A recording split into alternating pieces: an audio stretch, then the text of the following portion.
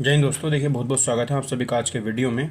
Guys, मैं 2-3 दिन से लाइव क्लास नहीं ले पाया, तो इसलिए मैं ये वीडियो आपको रिकॉर्डेड फॉर्म में दे रहा हूँ। और आप सभी को पता है कि वीडियो आपको सुबह 10 बजे रिकॉर्डेड मिलनी होती है, तो सुबह 10 बजे आपको मिल जाती है, ठीक है। और अगर लाइव होनी होती है तो रात को 10 बजे आपको लाइव क्लास मिल जाती है, ठीक है। तो ये अभी हमारे सुबह के 10 बज रहे हैं, तो ये आपको वीडियो में यहाँ पे प्रोवाइड करा रहा हूँ। और मैं आपको बता दूं कि हम प्रैक्टिस सेट 12 जो हैं वो बेहतरीन तरीके से सोल्व कर चुके हैं। अब यहाँ पे हम जो प्रैक्टिस सेट करेंगे वो प्रैक्टिस सेट नंबर 13 यहाँ पे करने वाले हैं, ठीक है। यूपीएसआई के लिए हमारे प्रैक्टिस सेट चल रहे हैं पॉलिटी के, तो बेहतरीन करेंगे। चलिए स्टार्ट कर लेते हैं अपना आज का पहला क्वेश्चन। तो ध्यान से देखेंगे सर, आज का पहला क्वेश्चन क्या हो जाता है। क्वेश्चन कह रहा है सर हमसे कि भारत में किसी दूसरे देश के साथ युद्ध की घोषणा करने का अधिकार किसके पास है, ठीक है। इसको ना गाइज मैं छोटा करके ऊपर ही कर लेता हूँ, अभी ठीक है दोस्तों। तो देखिए, भारत में किसी दूसरे देश के साथ युद्ध की घोषणा करने का अधिकार किसके पास होता है। तो गाइज वो हमारा जो अधिकार होता है वो केवल किसके पास में होता है, राष्ट्रपति के पास में होता है। सर किसके पास में, सर राष्ट्रपति। राष्ट्रपति देश के सुरक्षा बलों का सर्वोच्च कमांडर होता है। वह रक्षा बलों के प्रमुख की नियुक्ति करता है। जैसे कि अभी हमारा सबसे उच्च जो पद है वह सीडीएस है ना, सीडीएस बोलते हैं ना जिनको, हाँ, चीफ ऑफ डिफेंस स्टाफ। उसे युद्ध एवं शांति घोषित करने का अधिकार प्राप्त होता है। नोट याद रखेंगे, उपरोक्त सभी शक्तियों का प्रयोग राष्ट्रपति मंत्री परिषद की सलाह पर करता है। ऐसे नहीं करता, पहले मंत्री परिषद से सलाह लेनी पड़ती है, उसके बाद ही सारे कुछ काम यहाँ पे हो पाता है, ध्यान रखेंगे, ठीक है। ओके, तो इस क्वेश्चन का जो पहला ऑप्शन ए वाला यहाँ पर सही हो जाता है। दूसरा क्वेश्चन देखेंगे सर कि राष्ट्रपति और उपराष्ट्रपति के चुनाव के संबंध में चुनाव याचिका को डैश के समक्ष दायर किया जाता है। अगर चुनाव याचिका है तो उसको हम किसके समक्ष यहाँ पर उसको दायर की जाएगी, ये आपको बताना है। निर्वाचन आयोग, राष्ट्रपति, उच्च न्यायालय या सर्वोच्च न्यायालय। तो सर ध्यान रखेंगे वो हमारी जो सर्वोच्च न्यायालय है उसके पास यहाँ पर जो रिट है वो जारी की जाती है ना। अगर कोई भी विवाद यहाँ पर होता है दोनों के बीच में तो उसको सर्वोच्च न्यायालय सुलझाता है, ठीक है, ध्यान रखिएगा। तो राष्ट्रपति और उपराष्ट्रपति के चुनाव के संबंध में चुनाव याचिका को सर्वोच्च न्यायालय के समक्ष दायर किया जा सकता है। उच्चतम न्यायालय को कोई अन्य शक्तियां भी प्राप्त हैं, जैसे राष्ट्रपति एवं उपराष्ट्रपति के निर्वाचन के संबंध में किसी प्रकार के विवाद का निपटारा करना हो, इस संबंध में सर्वोच्च न्यायालय को अनन्य अधिकारिता है, ठीक है। तो उसको यहाँ पर सर्वोच्च न्यायालय जो है वो यहाँ पर उसको ठीक करता है, वो उसको सुधार देता है, ठीक है। जो भी उसमें कमियां होती हैं वो न्याय यहाँ पर कर देता है, ध्यान रखेंगे। इंपॉर्टेंट क्वेश्चन था बहुत ज़्यादा। थर्ड वाला देखते हैं सर यहाँ पर कि नीलम संजीव रेड्डी के कार्यकाल के बाद भारत के राष्ट्रपति कौन बने, ठीक है। नीलम संजीव रेड्डी की बात करेंगे तो सर कौन बने थे, ध्यान रखिएगा, वो हमारे ज्ञानी जैल सिंह बने थे नीलम संजीव रेड्डी के बाद में भारत के राष्ट्रपति। नीलम संजीव रेड्डी के कार्यकाल के बाद भारत के राष्ट्रपति ज्ञानी जैल सिंह थे, जिनका कार्यकाल 1982 से 1987 तक रहा। ये भारत के 7वें राष्ट्रपति थे, ध्यान रखिएगा। कौन से सर, 7वें ये राष्ट्रपति थे। और 1982 से 1987 तक इनका जो कार्यकाल था वो यहाँ पे रहा था, ठीक है, यानी कि लगभग 5 साल, 82 से यहाँ पर 87 तक। इन्हें ब्लू स्टार ऑपरेशन एवं इंदिरा गांधी की हत्या जैसी दुर्भाग्यपूर्ण परिस्थितियों से गुजरना पड़ा था। तो ये ज्ञानी नीलम संजीव रेड्डी, यहाँ ध्यान रखेंगे, इनके बाद जो बने थे ज्ञानी जैल सिंह थे। तो इनके सामने ना दो बहुत बड़ी कठिनाइयाँ आई थी। पहला तो इन्हीं के कार्यकाल में जो इंदिरा गांधी थी उनकी हत्या हुई थी, और एक ब्लू स्टार ऑपरेशन जो है वो यहाँ पर इन्हीं के कार्यकाल में हुआ था, ध्यान रखेंगे, इंपॉर्टेंट है। अगला देखिए, भारत का संविधान भारत के महान्यायवादी की नियुक्ति का अधिकार को देता है, यानी कि भारत का जो महान्यायवादी है उसकी नियुक्ति यहाँ पर कौन कर सकता है, ये अधिकार किसको देता है, ठीक है। तो संविधान, तो ध्यान रखिएगा ये अधिकार होता है गाइस हमारा राष्ट्रपति के पास में। राष्ट्रपति जो होता है वो मुख्य महान्यायवादी की नियुक्ति कर सकता है। भारत का संविधान भारत के महान्यायवादी की नियुक्ति का अधिकार राष्ट्रपति को देता है। महान्यायवादी भारत सरकार का प्रथम विधि अधिकारी होता है। यह राष्ट्रपति के प्रसाद पर्यंत पद धारण करता है। यह किसी सदन में अथवा किसी समितियों में बोल सकता है, किंतु उसे मत देने का अधिकार नहीं होता, ध्यान रखेंगे, वो वोट नहीं डाल सकता। अच्छा, इसका कार्यकाल कितना होता है, कार्यकाल आप मुझे कमेंट को बताएंगे। नेक्स्ट क्वेश्चन देखेंगे कि भारत के राष्ट्रपति को प्रणाली के अनुसार एक निर्वाचक मंडल के सदस्यों द्वारा चुना जाता है। तो कौन सी प्रणाली है जो राष्ट्रपति के चुनाव में यूज की जाती है? तो सर वो है एकल हस्तांतरीय मत के माध्यम से आनुपातिक प्रतिनिधित्व प्रणाली। तो इसके आधार पर भारत के राष्ट्रपति को चुना जाता है। ठीक है, तो भारतीय संविधान के अनुच्छेद 55 ध्यान रखिएगा, आर्टिकल 55 के अनुसार भारत के राष्ट्रपति का चुनाव एकल हस्तांतरीय मत के माध्यम से आनुपातिक प्रतिनिधित्व प्रणाली के अनुसार एक निर्वाचन मंडल के 2 सदस्यों द्वारा किया जाता है। ठीक है, इसमें संसद के दोनों सदनों तथा राज्य की विधानसभाओं के निर्वाचित सदस्य भाग लेते हैं। मनोनीत सदस्यों को राष्ट्रपति के निर्वाचन में मत करने का अधिकार नहीं होता। ध्यान रखेंगे, इंपॉर्टेंट है। अगला देखेंगे, राष्ट्रपति द्वारा प्रख्यापित अध्यादेशों के संदर्भ में निम्नलिखित में से कौन सा सही है?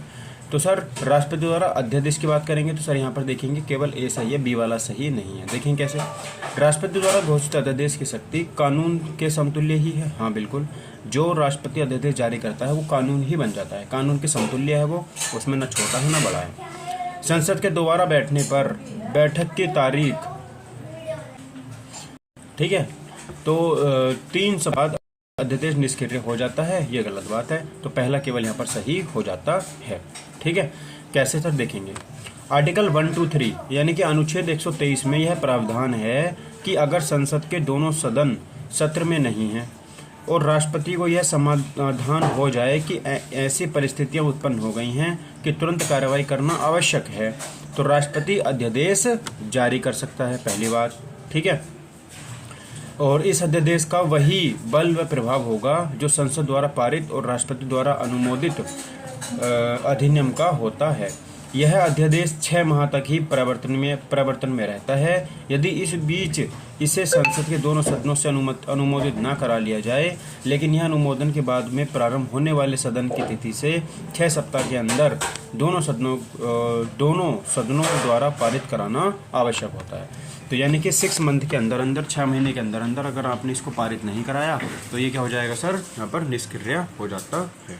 ठीक है, ध्यान रखेंगे, इतनी इंपॉर्टेंट बात। ओके सर, चलिएगा तो बात कर लेते हैं। देखिए यहाँ पे अगले क्वेश्चन की, अगला क्वेश्चन हमारा यहाँ पे क्या हो जाएगा। देखिए, राष्ट्रपति के विरुद्ध महाभियोग के संदर्भ में निम्नलिखित में से कौन सा सही है? तो महाभियोग की बात करेंगे सर यहाँ पर, तो डी ऑप्शन हमारा सही हो जाता है, यानी कि ए और बी दोनों ही नहीं है, दोनों ही सही यहाँ पर नहीं है। ठीक है, तो देखते हैं ए में क्या लिखा हुआ है सर। दोनों सदनों के सदस्य बहस में हिस्सा लेते हैं, परंतु केवल राज्यसभा के सदस्यों को मत देने का अधिकार है, तो गलत बात है सर। राष्ट्रपति के विरुद्ध महाभियोग तभी लाया जा सकता है जब वे राष्ट्रपति पद के लिए अयोग्य सिद्ध हो जाएं या फिर वित्तीय अनियमितता में लिप्त हो पाएं, ये भी गलत बात है। ठीक है, देखेंगे सर सही आंसर क्या होगा। राष्ट्रपति द्वारा संविधान का अतिक्रमण करने पर उन्हें महाभियोग अनुच्छेद 61 के तहत हटाया जा सकता है। ठीक है, महाभियोग का संकल्प संसद के किसी भी सदन द्वारा प्रारंभ किया जाता है, चाहे वो लोकसभा से भी आ सकता है और राज्यसभा से भी आ सकता है, लेकिन जिस सदन द्वारा महाभियोग प्रारंभ किया जाएगा उसके 1/4 सदस्यों द्वारा हस्ताक्षरित आरोप पत्र राष्ट्रपति को 14 दिन के पहले देना आवश्यक होगा। संकल्प प्रस्ताव को पहला सदन अपनी सदस्य संख्या के कम से कम 2/3 बहुमत द्वारा पारित कर सके दूसरे सदन में भेजने के लिए। ठीक है, दूसरा सदन आरोप की जांच कर अपनी कुल सदस्य संख्या के 2/3 बहुमत द्वारा संकल्प प्रस्ताव को पारित कर देता है, तो महाभियोग की कार्यवाही पूरी हो जाती है और राष्ट्रपति को पद छोड़ना पड़ता है। अतः कथन ए और बी दोनों गलत है। ठीक है, अगला, भारतीय संविधान के अनुच्छेद 80 के अनुसार राज्यसभा की संरचना में निहित है। तो आर्टिकल 80 में क्या निहित है, ध्यान रखेंगे। तो यहाँ पर ऑप्शन नंबर सी सही हो जाएगा, ए और बी दोनों ही निहित यहाँ पे हो जाते हैं। ठीक है, अनुच्छेद 80 में राज्यसभा की संरचना का उल्लेख है। इसके अनुसार राज्यसभा के सदस्यों की अधिकतम संख्या 250 होगी, जिसमें राष्ट्रपति द्वारा मनोनीत 12 सदस्य तथा राज्यों एवं संघ राज्य क्षेत्रों के अधिकतम 238 प्रतिनिधि शामिल होंगे। ठीक है, ध्यान रखिए, 250 में से 238। राज्यसभा में राज्यों और संघ राज्य क्षेत्रों के प्रतिनिधित्व का उल्लेख 4थी अनुसूची में किया गया है। तो 4th शेड्यूल की बात करेंगे तो 4थी अनुसूची में उल्लेख यहाँ पे किया गया है। ठीक है,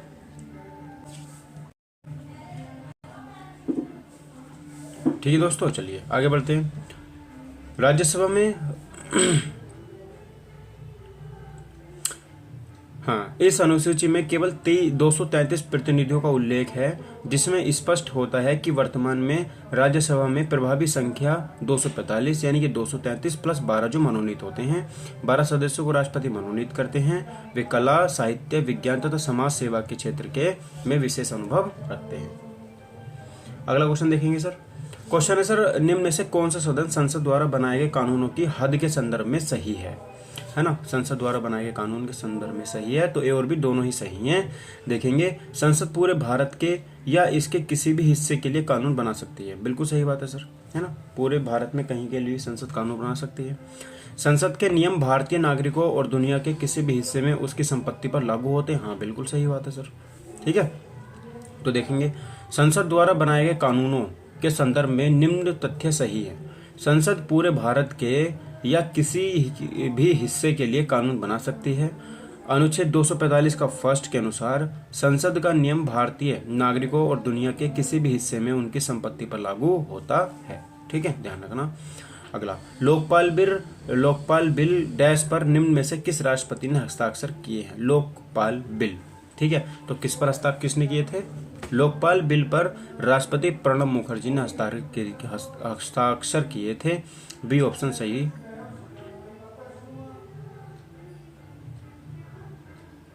ठीक है, लोकपाल और लोकायुक्त अधिनियम 2013 को संसद के 8 दोनों सदनों ने पारित कर दिया और 2014 में लागू हो गया। वही तो बोलते हैं कि पहले लोकपाल के अध्यक्ष कौन थे, तो पिनाकी चंद्र घोष थे। ठीक है, भारत के सर्वोच्च न्यायालय के पूर्व न्यायाधीश श्री पिनाकी चंद्र घोष को 27 मार्च 2019 को प्रथम लोकपाल नियुक्त किया गया। ठीक है, अगला, भारतीय संविधान का कौन सा अनुच्छेद कहता है कि संघ के लिए एक संसद होगी जो राष्ट्रपति और दो सदनों से मिलकर बनेगी, जिसके नाम राज्यसभा और लोकसभा होंगे। ठीक है, तो ऐसा कौन सा आर्टिकल में लिखा हुआ है। डी, आर्टिकल 79 में लिखा हुआ है। क्या लिखा हुआ है सर। लिखा हुआ है, संविधान के अनुच्छेद 79 में कहा गया है कि संघ के लिए एक संसद होगी जो राष्ट्रपति और दोनों सदनों से मिलकर बनेगी, जिनके नाम क्रमशः लोकपाल और राज्यसभा होंगे, लोकसभा और राज्यसभा होंगे। ठीक है दोस्तों, चलिए, तो आर्टिकल 79 में क्या है सर, यहाँ पर संसद दी हुई, संसद का उल्लेख होता है। ठीक है, और इसको हम कैसे याद करते हैं, सरल से याद करते हैं ना। तो 79 में संसद है और 80 में राज्यसभा है और 81 में हमारी लोकसभा हो जाती है। ठीक है, अगला देखेंगे क्वेश्चन नंबर 12 कह रहा है सर, किसके सुझाव पर राष्ट्रपति किसी राज्य के राज्यपाल को नियुक्त करते हैं, है ना। तो कौन सुझाव देते हैं सर, यहाँ पे प्रधानमंत्री सुझाव देते हैं कि आप इनको यहाँ पर राज्यपाल क्या कर दो, नियुक्त कर दो। ठीक है, ध्यान रखेंगे, ये हमारा सही आंसर हो जाएगा। तो प्रधानमंत्री के सुझाव पर राष्ट्रपति किसी राज्य के राज्यपाल को नियुक्त करते हैं संविधान के अनुच्छेद 155 के तहत, आर्टिकल 155 के तहत। ठीक है, तो इंपॉर्टेंट है क्वेश्चन, ध्यान रखेंगे। चलिए आगे बढ़ते हैं सर अगले क्वेश्चन की तरफ। अगला क्वेश्चन क्या हो जाएगा, देखिए।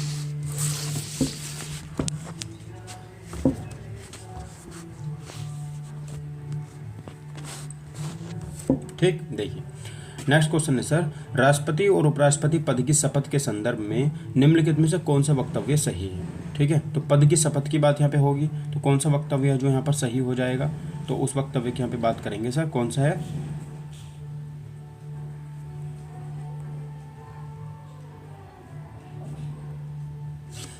ठीक है, देखेंगे,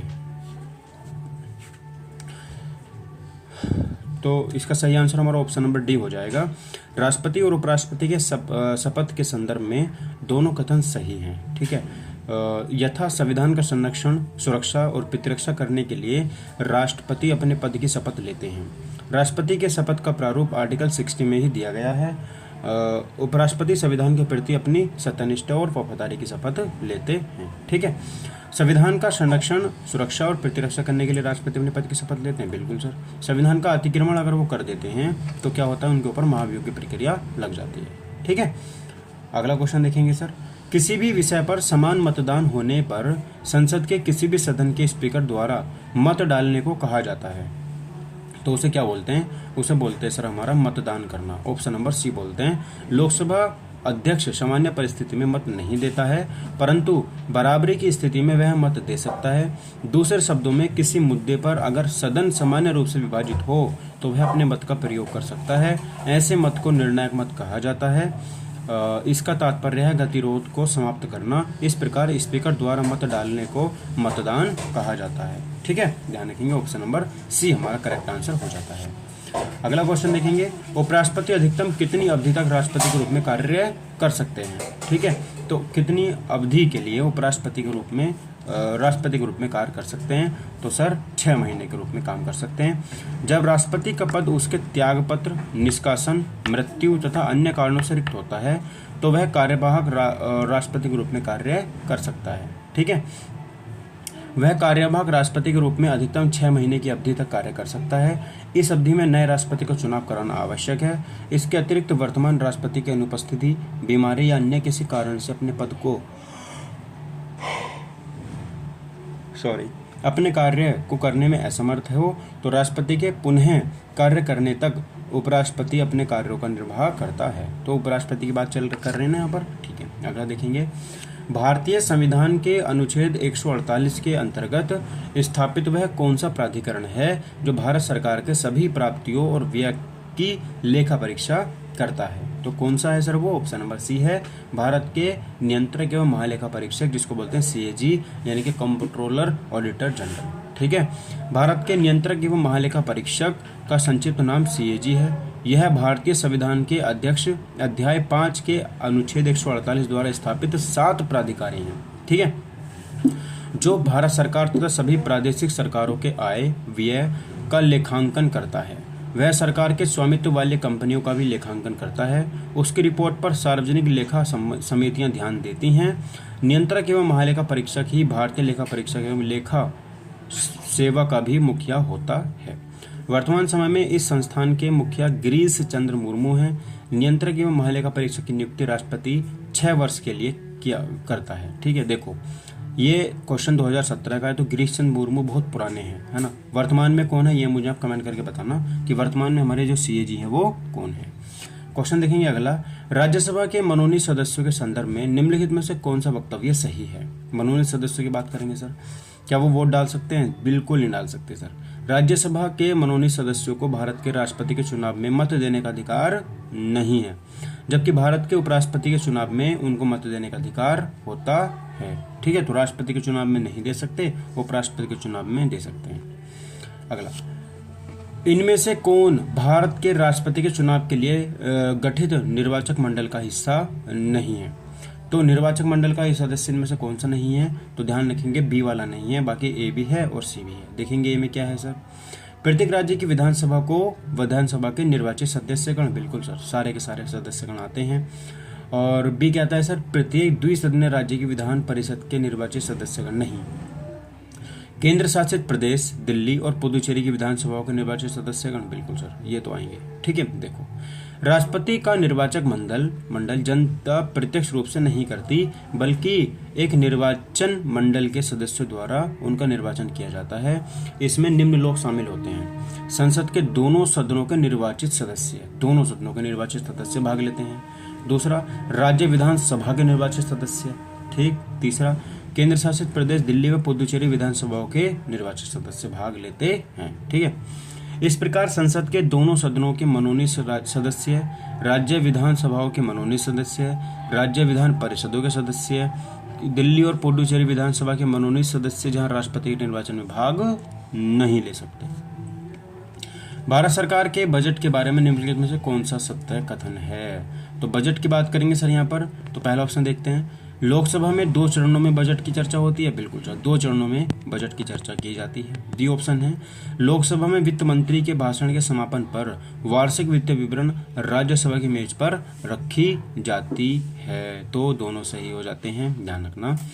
अनुच्छेद 112 का फर्स्ट के अनुसार राष्ट्रपति प्रत्येक वित्तीय वर्ष के संबंध में संसद के दोनों सदनों के समक्ष भारत सरकार की उस वर्ष की प्राकृतिक प्राप्तियों और व्यय का विवरण रखवाएगा, जिसे इस भाग में वार्षिक वित्तीय विवरण कहा गया है।